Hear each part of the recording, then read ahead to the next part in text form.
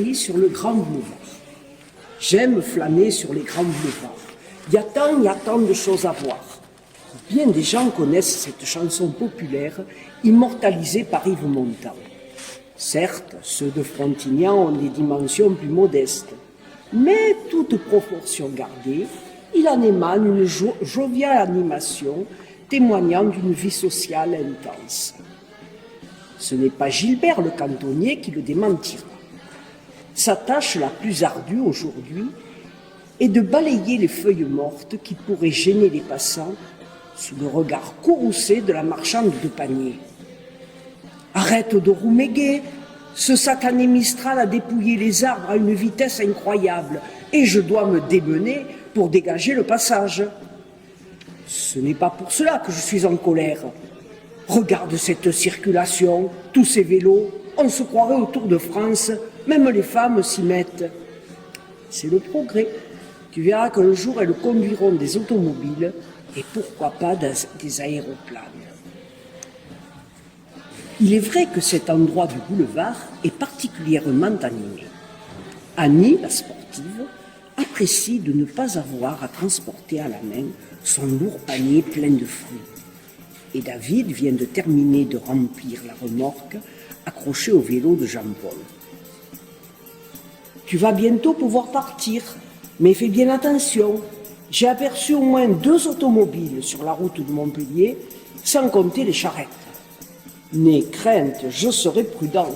Je n'ai pas envie d'avoir un accident en ce beau jour. Et il me tarde de voir à quoi va ressembler la boutique de Lucien quand le peintre aura fini son travail.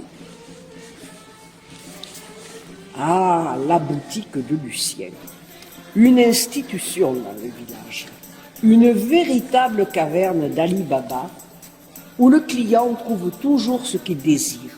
Du clou le plus petit aux majestueuses bonbonnes et autres dames Jeanne, sans oublier les ustensiles de cuisine et instruments agricoles. Lucien est un véritable magicien, capable d'exaucer bien des vœux. Les amoureux sont, paraît-il, seuls au monde.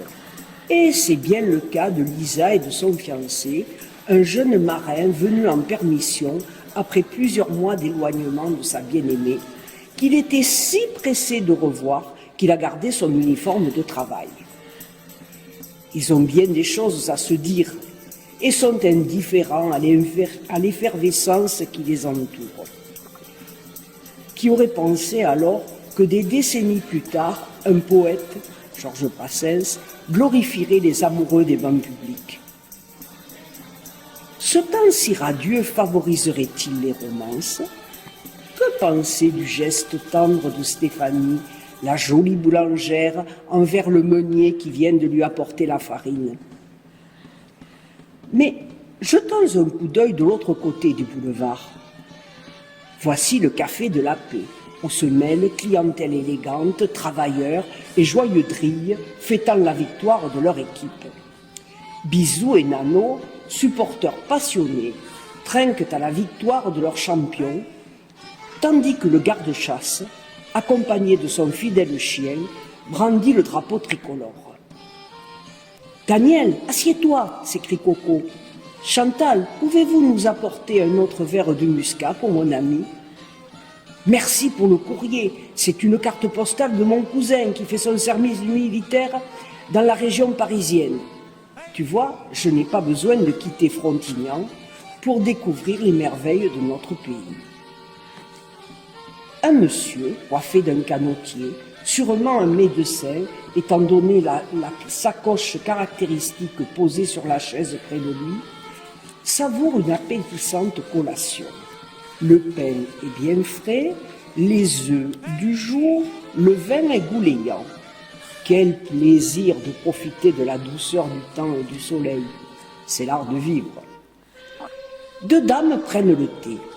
Mireille tient Frédéric, son petit-fils, sur les genoux, et son amie Camille apprécie également cette pose revigorante. Que de monde aujourd'hui! Je me demande ce qui se passe, dit la jeune fille. Ah, bonjour mes amis, quel plaisir de vous voir. Voulez-vous vous asseoir à notre table? Ce serait avec grand plaisir, répond galamment Guy, vêtu de ses habits camarguais. Mais nous sommes pressés. Un événement fabuleux, je dirais même miraculeux, vient de se produire à Frontignan. Et nous devons acheter un présent. Un événement miraculeux, s'écrie Camille. Lequel? Tu es bien curieuse, jeune fille. Quand vous aurez fini, mesdames, dirigez-vous vers la vieille grange, et vous m'en direz des nouvelles, conclut-il taquin. Je me demande ce que c'est, commente Camille, un peu dépitée. Ne t'en fais pas, lui répond Mireille. Nous demanderons à Mamé Marie et au papé. De leur fenêtre, ils voient tout. Leur maison est située à un endroit tout à fait stratégique du boulevard. En fait, tandis que son épouse lui apporte ses lunettes, Papé écoute les enfants jouer aux closses presque devant sa porte. Ce jeu traditionnel les passionne. Pour eux, les closses constituent un véritable trésor. De simples noyaux d'abricots sont un bien extrêmement précieux, un butin de choix pour ces garçons en sarrau d'écoliers qui attendent impatiemment la fin des cours pour courir s'amuser. La partie fait l'objet de toute leur attention. Impossible de tricher. Jean-Vincent compte les points sous l'œil intéressé de l'un de ses camarades qui contemple la scène du haut du mur. Ah, voici la vieille grange mentionnée par Guy. La foule commence à affluer, tel le bon docteur comme il est souvent nommé, et sa famille. Si le docteur Poulalion se déplace, c'est que l'événement doit être d'importance. Voyons, un groupe de notables se tient devant l'humble logis. L'une des dames tient un magnifique bouquet de fleurs.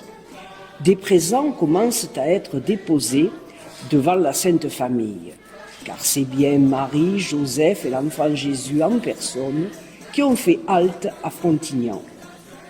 2 petites filles ont pris place à leur côté, elles aussi très émues.